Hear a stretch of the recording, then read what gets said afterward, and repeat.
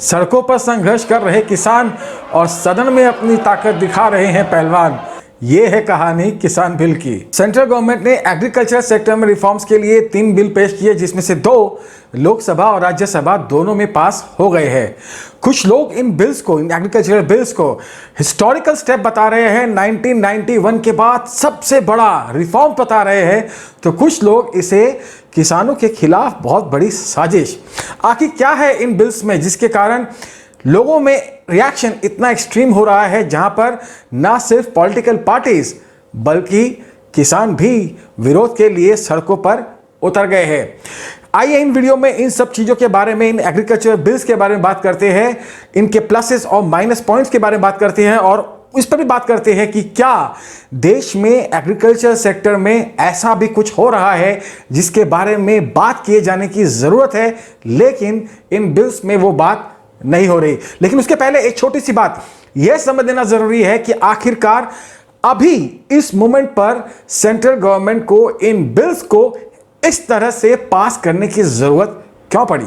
असल में कोविड-19 के कारण इकोनॉमी की हालत खराब है, ये हम सब समझते हैं, लेकिन मेरी एनालिसिस यह कहती है कि अगले 3 साल तक इकोनॉमी के रिवाइवल के कोई भी चांसेस नहीं है। आपको ध्यान होगा कि सेंट्रल गवर्नमेंट ने कॉर्पोरेट टैक्स में भी कटिंग की थी ताकि कॉर्पोरेट्स इन्वेस्टमेंट के द्वारा इकोनॉमी को रिवाइव करें, लेकिन जहां तक मैं समझता हूं ऐसा कुछ हुआ नहीं। और अगर हम करंट इकोनॉमी को देखें तो फिर जीडीपी में एग्रीकल्चर सेक्टर ही एक ऐसा सेक्टर है जो प्लस में है। मतलब जहां आंधी तूफान चल रही हो वहां पर एग्रीकल्चर सेक्टर एक दिए की तरह अपनी लॉ को संभाले हुए है। और सेंट्रल गवर्नमेंट यह चाहती है कि यह लॉ एक मशाल बन जाए जिसकी रोशनी में बाकी सारे सेक्टर्स भी जग उठे। और भले आप इन बिल्स का सपोर्ट करते हो या विरोध, एक बात से कोई भी इंकार नहीं कर सकता, और वह यह कि एग्रीकल्चर सेक्टर में प्राइवेट इन्वेस्टमेंट की बहुत मैसिव जरूरत है।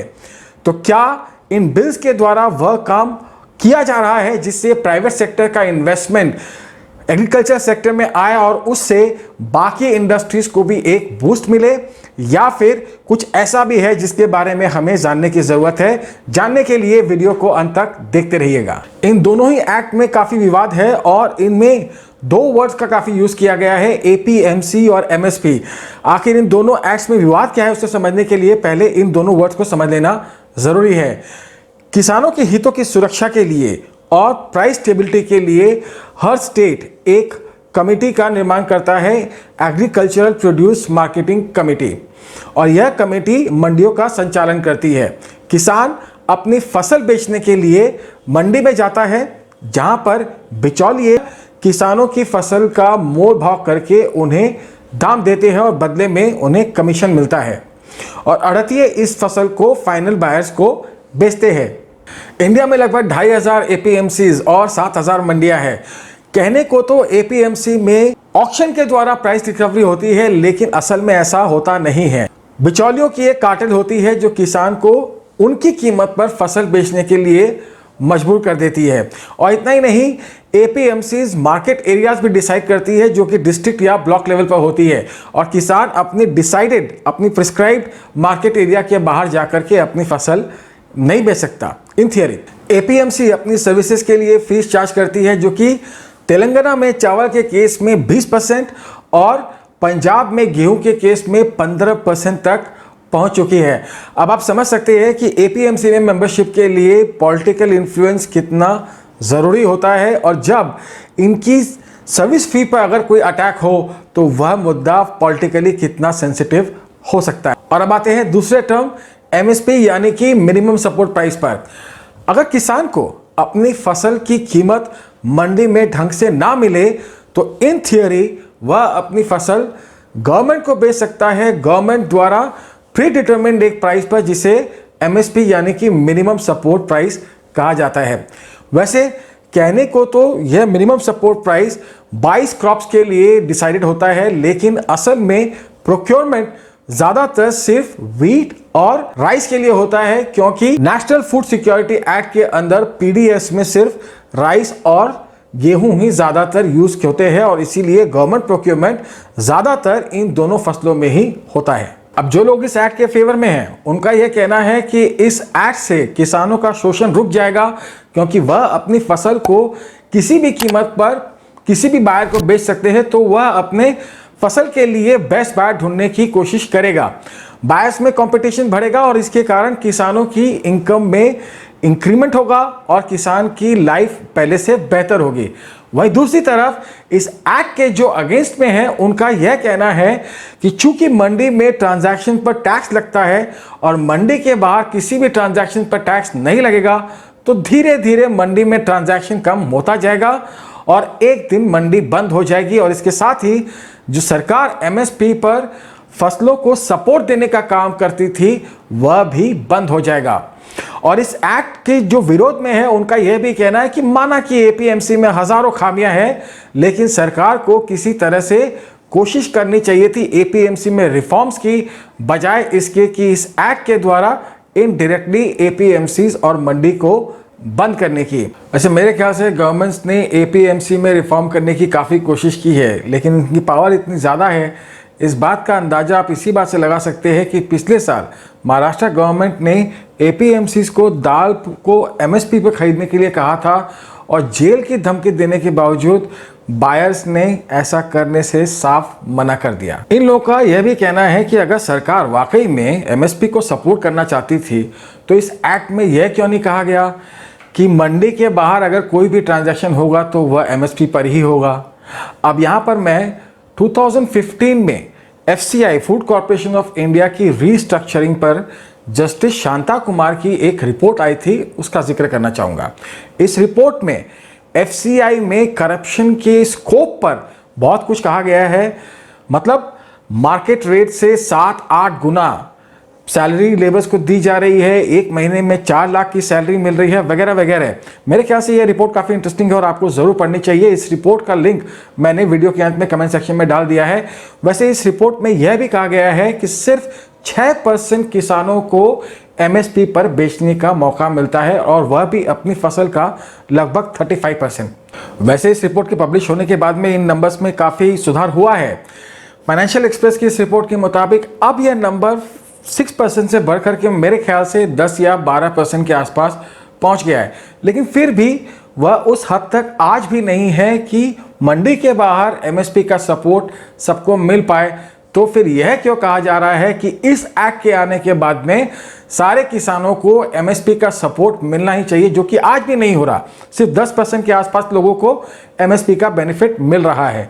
तो मेरे ख्याल से यह बात कहना गलत है कि इस एक्ट के द्वारा सारे फार्मर्स को एमएसपी का सपोर्ट मैंडेटरी कर देने की बात की जाए, जो कि आज भी नहीं हो रही है। वहीं दूसरी तरफ जो लोग यह कहते हैं कि इस एक्ट के आने के बाद से किसानों की सारी प्रॉब्लम्स सॉल्व हो जाएगी, वह भी गलत है, क्योंकि 50% से कम लोग मंडी में अपना सामान बेचते हैं। तो फिर सवाल यह उठता है कि जब मंडी में फसल बेचने वालों की किसानों की संख्या इतनी कम है, तो फिर यह किसान अपनी फसल बेचते कहाँ पर है और क्या इस एक्ट के आने के बाद से उनकी अवस्था में कोई सुधार होगा। और इस बात पे काफ़ी विचार करने की ज़रूरत है। मैं आपको एक हिंट देता हूँ, मदर इंडिया का लाला। जो लोग इस एक्ट के अगेंस्ट में हैं, उनका यह कहना है कि इस एक्ट से जो मार्जिनलाइज फार्मर्स है, जो छोटे फार्मर्स है, उनकी ज़िंदगी पर कोई असर नहीं पड़ने वाला है और मेरे ख्याल से यह बहुत हद तक सही भी है। मैं समझता हूं कि आज हमारे देश में एक नई हरित क्रांति की ज़रूरत है। चूँकि एग्रीकल्चर एक कमोडिटी बिजनेस है, इसलिए उसमें बहुत ज़्यादा मार्जिन्स मिलने की उम्मीद नहीं है। लेकिन अगर हम पूरी वैल्यू चेन को देखें, तो फिर जो गेहूँ एमएसपी पर 18 रुपये किलो में बिकता है, वही गेहूँ आटे की शक्ल में तब्दील होकर हमारे पास आते आते 35 से 70 रुपये पहुंच जाता है। इसका मतलब अगर हम पूरी वैल्यू चेन को देखें तो काफ़ी स्कोप है फार्मर्स को अपने इनकम इंक्रीज करने का, अगर वह वैल्यू चेन में वैल्यू एडिशन करके आगे बढ़ जाते हैं। और ऐसा ही कुछ IIM अहमदाबाद के एक प्रोफेसर त्रिलोचन शास्त्री जी ने किया है। उन्होंने अमूल से सीखने की कोशिश की, क्योंकि अगर आप जानते हो, अमूल ने गुजरात में 1.5 करोड़ किसानों की ज़िंदगी को कोऑपरेटिव फार्मिंग के द्वारा पूरा बदल दिया। और ऐसा ही कुछ प्रोफेसर त्रिलोचन शास्त्री भी करने की कोशिश कर रहे हैं। 2016 में उन्होंने फार्म वेदा नाम की कंपनी की शुरुआत की, जिसमें 1000 फार्मर्स उस समय जुड़े हुए थे। और आज उनकी कंपनी से 30,000 फार्मर्स जुड़ चुके हैं। ये फार्मर्स के प्रोड्यूस को खरीद करके उसे एंड प्रोडक्ट में तब्दील करके स्टोर्स की शेल्फ तक पहुंचाते हैं, और जो भी प्रॉफिट मिलता है वह फार्मर्स पे पूरा बांट दिया जाता है। प्रोफेसर शास्त्री आगे जाकर के इस कंपनी की ओनरशिप भी फार्मर्स को ही सौंपना चाहते हैं। और मुझे ऐसा लगता है कि इस तरह की कोऑपरेटिव फार्मिंग या फिर फार्मर्स प्रोड्यूसर ऑर्गेनाइजेशन की बहुत ज़्यादा ज़रूरत है अगर हम किसानों की समस्या को सॉल्व करना चाहते हैं। तो जब तक हमारे देश में फूड सिक्योरिटी एक्ट है और पीडीएस है, राशन की दुकानें हैं, तब तक एमएसपी की प्रथा मेरे ख्याल से चलती रहेगी। और जिन किसानों को एमएसपी पर अपनी फसल बेचने का सौभाग्य मिलता है, शायद उन्हें आगे भी मिलता रहेगा। लेकिन अगर आप ओवरऑल किसानों की हालात सुधारने चाहते हैं तो फिर मेरे ख्याल से प्रोफेसर शास्त्री जैसे कोऑपरेटिव सोसाइटी वाले मूवमेंट की पूरे देश में बहुत ज़्यादा ज़रूरत है। इसके अलावा गवर्नमेंट ऑफ इंडिया ने एक बहुत अच्छा इनिशिएटिव लिया है। एक वेब पोर्टल डेवलप किया गया है जिसका नाम है e-NAM, electronic national agricultural mission. इस पोर्टल पर छोटे बड़े सभी किसान अपनी फसल को किसी भी स्टेट में किसी भी बायर के पास बेच सकते हैं। इस पोर्टल के स्टेक होल्डर्स हैं mandi boards, farmers producer organisations, buyers, APMCs. Farmer चाहे तो अपनी फसल को अपनी मंडी में या फिर कहीं पर भी बेच सकता है, लेकिन मंडी को उसका कमीशन मिल जाता है। अब तक इस एक्सचेंज पर से 18 स्टेट्स और 3 यूनियन टेरिटरीज जुड़ चुके हैं। मई 2020 तक इस एक्सचेंज पर 1 लाख करोड़ तक का बिजनेस हो गया था। मुझे ऐसा लगता है कि गवर्नमेंट ऑफ इंडिया को इस एक्सचेंज से काफ़ी उम्मीदें हैं और गवर्नमेंट चाहती है कि इस एक्सचेंज पर ट्रांजैक्शंस ज़्यादा से ज़्यादा हो, ताकि किसानों को उनकी फसल कहीं पर भी बेचने की जो सुविधा आज नहीं मिल रही है वह मिल सके। मुझे ऐसा लगता है कि गवर्नमेंट ऑफ इंडिया इस एक्सचेंज को फार्मिंग प्रोड्यूस का अमेज़न बनाना चाहती है। मेरे ख्याल से प्रोफेसर शास्त्री जैसे इनिशिएटिव और ई-नाम जैसे एक्सचेंज दोनों की ज़रूरत है फार्मर्स की कंडीशंस को इम्प्रूव करने के लिए। आप इस बारे में क्या सोचते हैं? क्या आपको लगता है कि और भी कोई तरीका है जिससे फार्मर्स की कंडीशंस को इम्प्रूव किया जा सकता है? इन दोनों कॉन्ट्रैक्ट्स के बारे में आप क्या सोचते हैं? प्लीज़ वीडियो के अंत में कमेंट सेक्शन में लिखें। अगर इस तरह की एनालिसिस पसंद आती हो तो चैनल को सब्सक्राइब करके बेल आइकन पर क्लिक करना ना भूलें। वीडियो पसंद आया हो तो लाइक और शेयर ज़रूर करें। मुलाकात होगी अगले वीडियो में, तब तक के लिए